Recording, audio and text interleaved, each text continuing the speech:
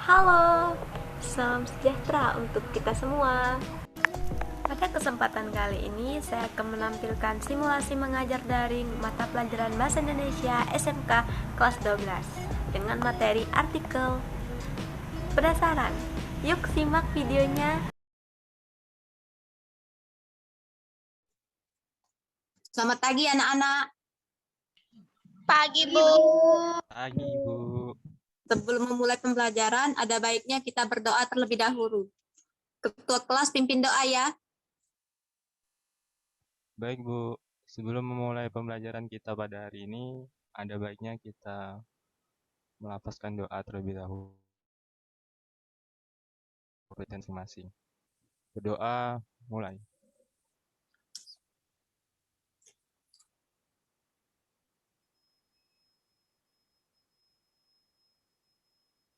Berdoa selesai.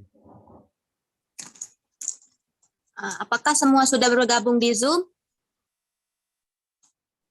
Sudah, Bu. Sudah, Bu.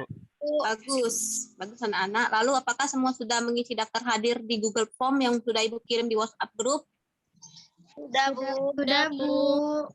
Bagus anak-anak. Ibu sampaikan tujuan pembelajaran kita hari ini ya. Baik, Bu. Ibu saya screen dulu.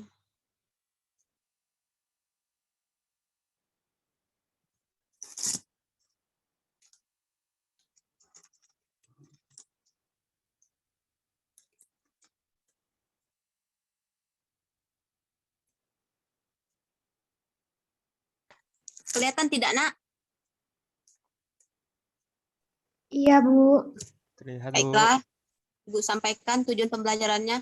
Melalui kegiatan pembelajaran dengan pendekatan pedagogi genre, saintifik, dan CLIL dengan model pembelajaran penemuan atau discovery learning, peserta didik dapat 1. Menemukan unsur kebahasaan artikel atau buku ilmiah berkaitan dengan bidang pekerjaan. 2. Membuat artikel dengan memerhatikan unsur kebahasaan dalam artikel atau buku ilmiah berkaitan dengan bidang pekerjaan. 3. Mempresentasikan artikel dengan memerhatikan unsur kebahasaan artikel atau buku ilmiah berkaitan dengan bidang pekerjaan dengan rasa ingin tahu, kerja keras, tanggung jawab, dan komunikatif selama proses pembelajaran. Jadi materi pembelajaran kita pada pertemuan kali ini tentang unsur kebahasaan artikel yang berkaitan dengan bidang pekerjaan. Anak-anak sudah pernah membaca artikel belum? Sudah, Bu. Sudah, Bu. Bagus. Sebelum membahas apa-apa saja unsur kebahasaan artikel, kita harus tahu terlebih dahulu apa itu unsur kebahasaan atau bisa disebut juga kaidah kebahasaan. Apa sih unsur kebahasaan itu? Ayo anak-anak, ada yang tahu? Boleh raise hand atau langsung bersuara ya. Saya, Bu.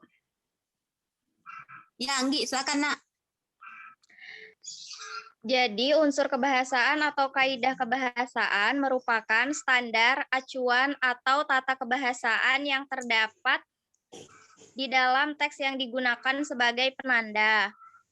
Kaidah kebahasaan tiap-tiap teks berbeda-beda, tergantung pada jenis atau kategori teks tersebut.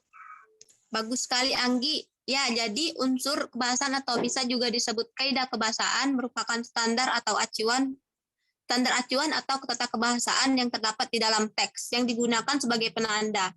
Kaidah kebahasaan tiap teks berbeda-beda, bergantung pada jenis atau kategori teks tersebut.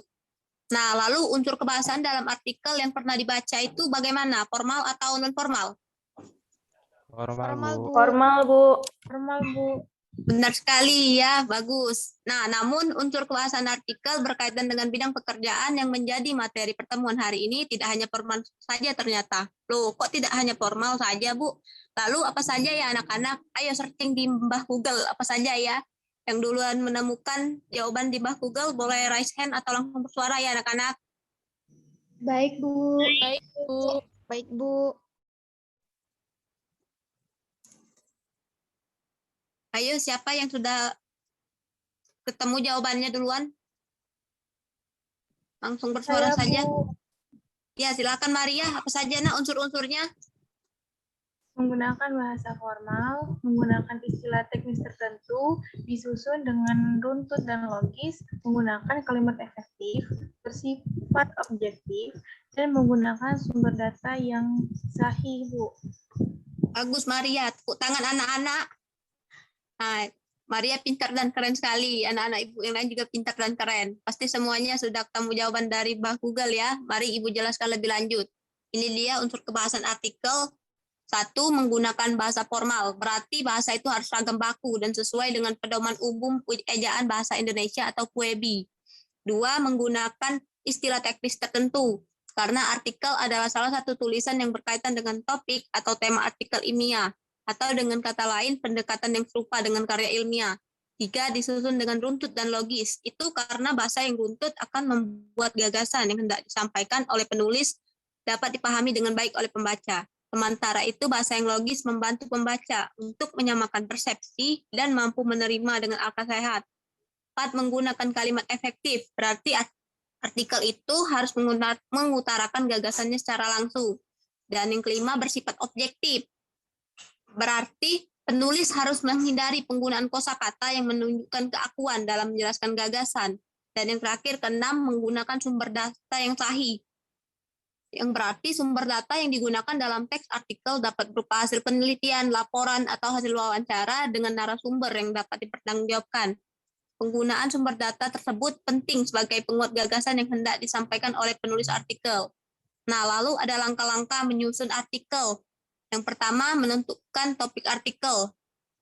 Hal pertama yang harus dilakukan sebelum menulis teks artikel adalah menentukan topik yang akan dibahas. Topik yang dipilih dapat berasal dari isu-isu yang sedang hangat dan banyak diperbincangkan, baik dalam bidang politik, teknologi, sains, lingkungan, maupun sosial. Topik menjadi fondasi dalam artikel, sehingga pembahasan isi artikel lebih terarah, terstruktur, dan tidak meluas pada hal-hal yang kurang sesuai. 2. Membuat riset mengenai topik. Riset yang dimaksud di sini nih adalah menyusun data berupa fakta atau hal-hal yang bersifat ilmiah untuk mendukung gagasan yang hendak disampaikan. Data-data tersebut dapat bersumber dari laporan penelitian, situs daring resmi, fakta lapangan, atau koran. Khusus artikel ilmiah penelitian, riset dilakukan menggunakan metodologi ilmiah supaya hasil yang disampaikan dapat lebih andal dan terpercaya. 3. Membuat kerangka artikel. Setelah melakukan riset dengan mengumpulkan berbagai macam data, susunlah kerangka teks artikel sesuai dengan struktur teks artikel. Kerangka ini dibuat supaya artikel lebih sistematis dan terstruktur. 4. Mengembangkan kerangka artikel ilmiah menjadi bentuk utuh. Nah, setelah kerangka artikel dibuat, kembangkan kerangka tersebut ke dalam bentuk artikel yang utuh. Susunlah kerangka tersebut menggunakan kaidah kebahasan yang tepat dan benar, serta sesuai dengan format yang ditentukan, sehingga teks artikel dapat dibaca dan dipahami dengan baik. 5. Memeriksa ulang artikel. Setelah artikel selesai dibuat, jangan lupa memeriksa artikel tersebut untuk mengetahui kekeliruan dan untuk melakukan revisi. Mintalah bantuan teman kamu untuk memeriksa ulang artikel sehingga dapat diketahui bagian-bagian yang perlu diperbaiki.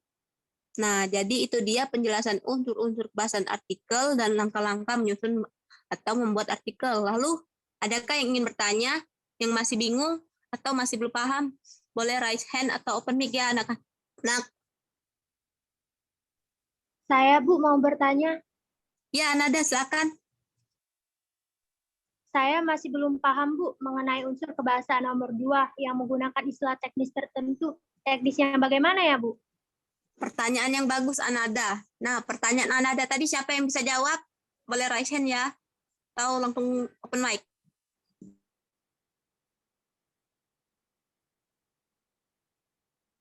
Ayo, siapa yang bisa jawab?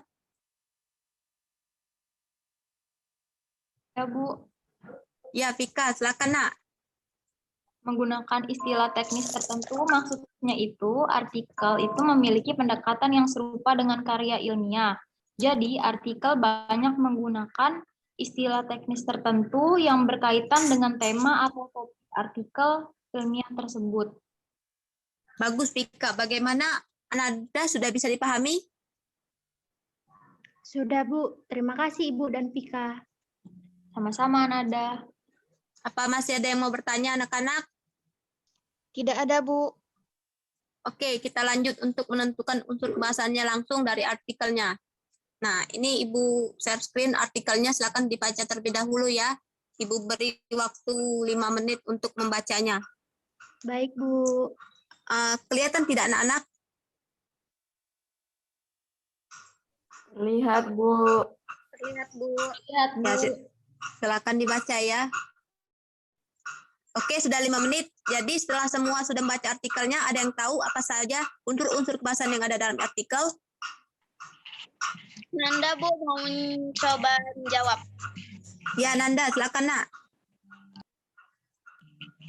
Dari artikel yang berjudul menengok profesi bidang akuntansi, maka unsur kebahasaan yang digunakan adalah disusun dengan runtut dan logis. Terbukti dari artikel tersebut menyajikan teks dengan bahasa yang runtut dan juga bahasa yang logis. Artikel itu juga menggunakan sumber data yang sahih, yaitu memasukkan sumber data yang sahih dari dalam buku akuntansi dasar 2019 karya ilmiah Halimah Bakhtiar, dan juga artikel tersebut bersifat objektif.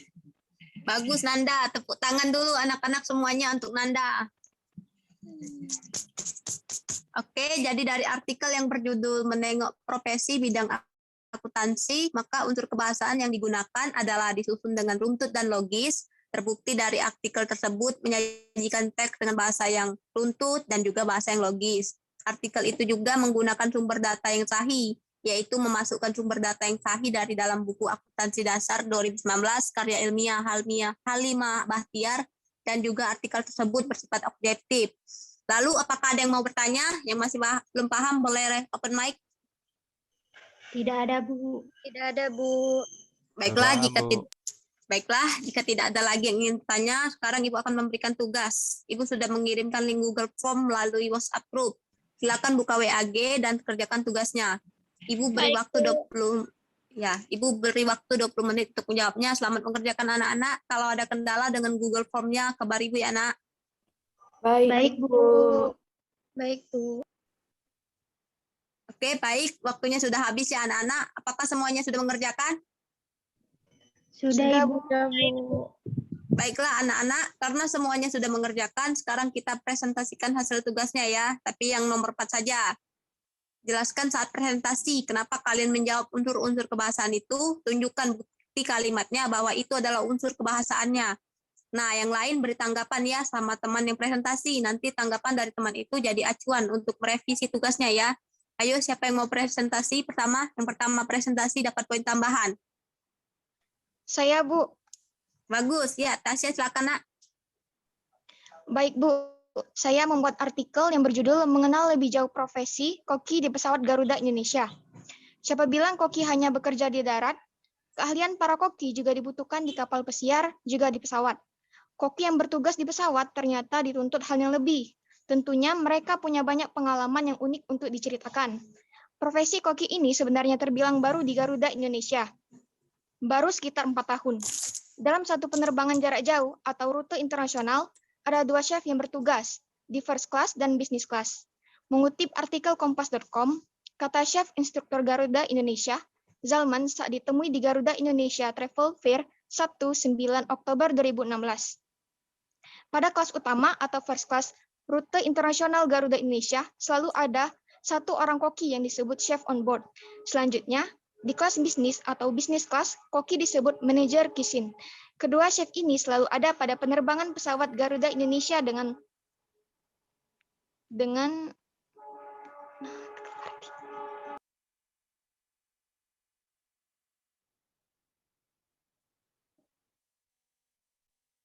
Halo, Tasya.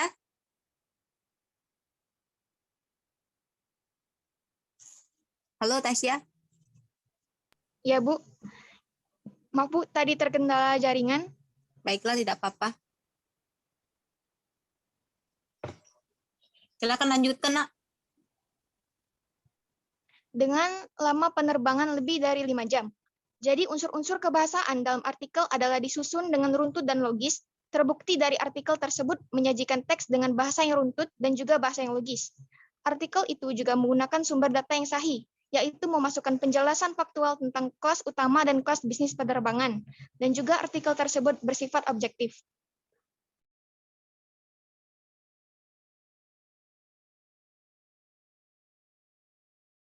Bagus Tasya, tepuk tangan untuk Tasya anak-anak.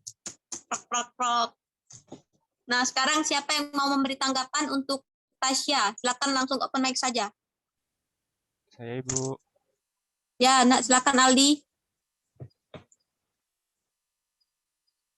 Nah, jadi presentasi Aktasa tadi sudah sangat bagus sekali.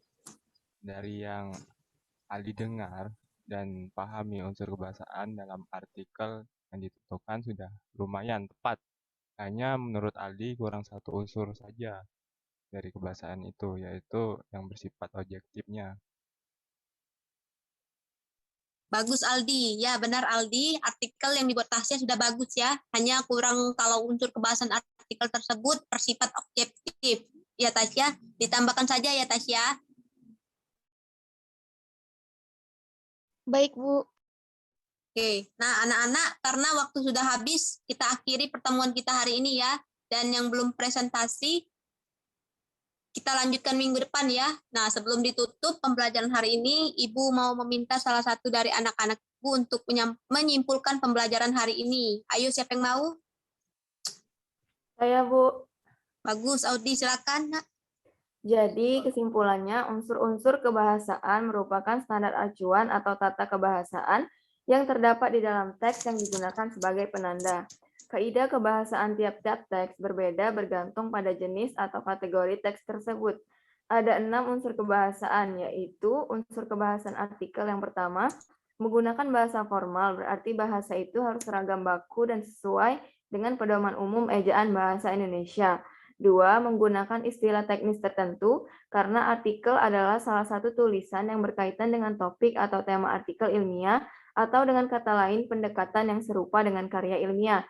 3. Disusun dengan runtut dan logis. Itu karena bahasa yang runtut akan membuat gagasan yang hendak disampaikan oleh penulis dapat dipahami dengan baik oleh pembaca. Sementara itu, bahasa yang logis membantu pembaca untuk menyamakan persepsi dan mampu menerima dengan akal sehat. 4. Menggunakan kalimat efektif, berarti artikel itu harus mengutarakan gagasannya secara langsung. 5. Bersifat objektif, berarti penulis harus menghindari penggunaan kosakata yang menunjukkan keakuan dalam menjelaskan gagasan. Dan 6. Menggunakan sumber data yang sahih, berarti sumber data yang digunakan dalam teks artikel dapat berupa hasil penelitian, laporan, atau hasil wawancara dengan narasumber yang dapat dipertanggungjawabkan. Penggunaan sumber data tersebut penting sebagai penguat gagasan yang hendak disampaikan oleh penulis artikel. Bagus sekali Audi, tepuk tangan dulu anak-anak untuk Tuti. Keren-keren. Oke, sebelum pertemuan hari ini berakhir, Ibu mau menyampaikan materi untuk pertemuan selanjutnya yang masih membahas artikel yang merupakan lanjutan dari materi hari ini. Anak-anak bisa curi start terlebih dahulu, belajar materi untuk pertemuan selanjutnya di rumah. Sekaligus Ibu akan memberi tugas pengayaan. Tugasnya sudah Ibu kirim di WhatsApp grup ya anak-anak. Tugas ini bukan untuk memberatkan, tapi untuk membuat anak-anak semakin lebih mendalami materi hari ini. Bahkan anak-anak bisa menerbitkan artikel di koran, bahkan di blog. Wow, Ibu membayangkannya saja sudah keren banget. Pasti ya anak-anak. Oke, untuk pertemuan hari ini itu saja. Kita tutup dengan doa ya. Ketua kelas pimpin doa ya. Baik, Bu. Sebelum mengakhiri pembelajaran kita pada hari ini, ada baiknya kita berdoa terlebih dahulu. Berdoa menurut kepercayaan dan agama masing-masing. Berdoa mulai.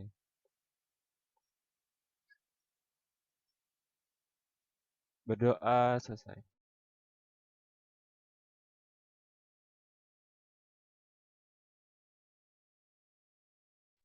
Baik, Ibu akhiri pembelajaran hari ini. Semoga ilmu yang didapatkan hari ini bermanfaat. Akhir kata terima kasih dan selamat pagi anak-anak. Pagi, Bu. Pagi, Ibu. Bu. Terima kasih, Ibu. Terima kasih. Bu. Terima kasih. Sama-sama. Lalu, bagaimana cara seorang guru menilai peserta didik di saat daring seperti ini? Yang pertama, penilaian sikap. Sikap peserta didik dinilai saat proses pembelajaran berlangsung. Misalnya, saat guru memberikan pertanyaan kepada peserta didik, dilihat bagaimana respon peserta didik kepada gurunya, apakah sopan santun atau tidaknya. Lalu, yang kedua, penilaian pengetahuan dilakukan dengan cara guru memberikan tugas pada peserta didik untuk menentukan unsur-unsur kebahasaan dalam artikel dan membuat artikel berkaitan dengan bidang pekerjaan dengan memerhatikan unsur-unsur kebahasaan. Lalu, yang ketiga, penilaian keterampilan dengan cara guru memberikan tugas kepada peserta didik untuk praktek mempresentasikan artikel berkaitan dengan bidang pekerjaan yang telah dibuat dengan memerhatikan unsur-unsur kebahasaan. Teman-teman, sekian simulasi mengajar daring saya. Semoga dapat bermanfaat bagi